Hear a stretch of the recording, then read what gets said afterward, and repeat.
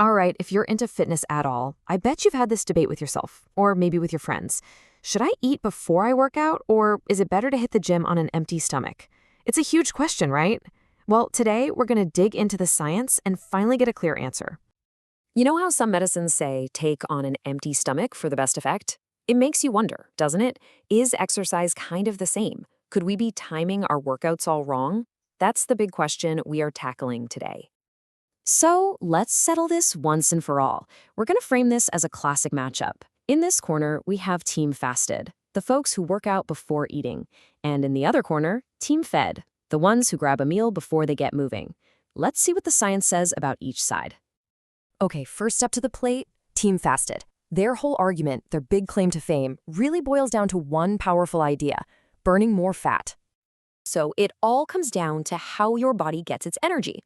Think about it. When you exercise fasted, say first thing in the morning, the easy-to-burn fuel from your last meal is long gone, so your body has to turn to its backup generator, your stored body fat. But if you eat first, your body's like, great, I've got all this fresh fuel from carbs, and it uses that instead, putting fat burning on the back burner.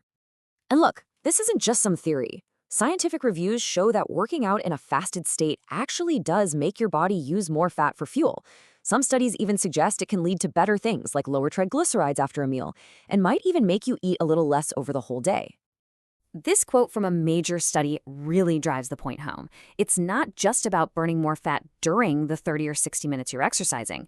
What this is saying is that fasted exercise seems to be the key to cranking up your body's total fat-burning engine over a full 24-hour cycle.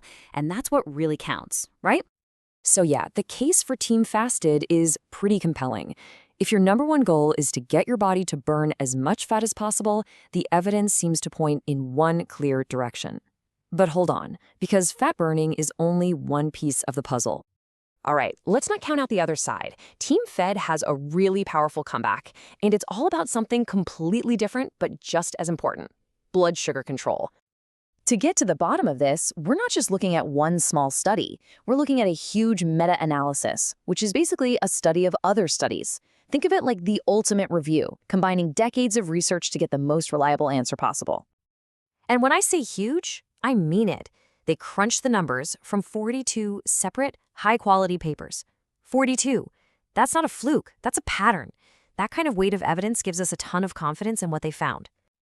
And what they found was, wow, it was crystal clear. When they looked at the effect on blood sugar, or glucose, the results were just striking. You can see right here, exercising after a meal, that's Team Fed, caused a really significant drop in blood glucose levels.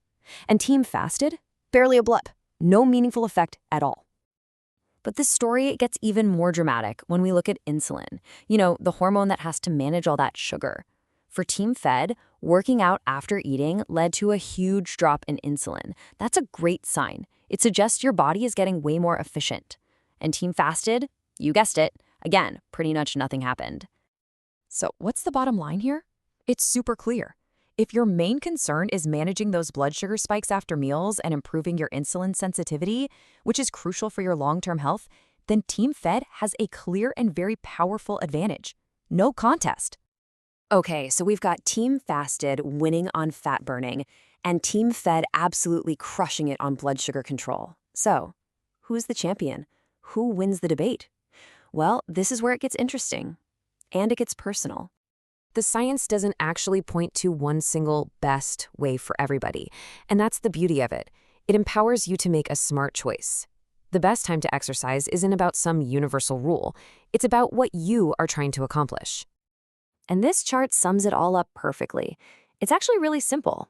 If your main goal is to maximize fat burning, maybe to change your body composition, the evidence supports exercising in a fasted state.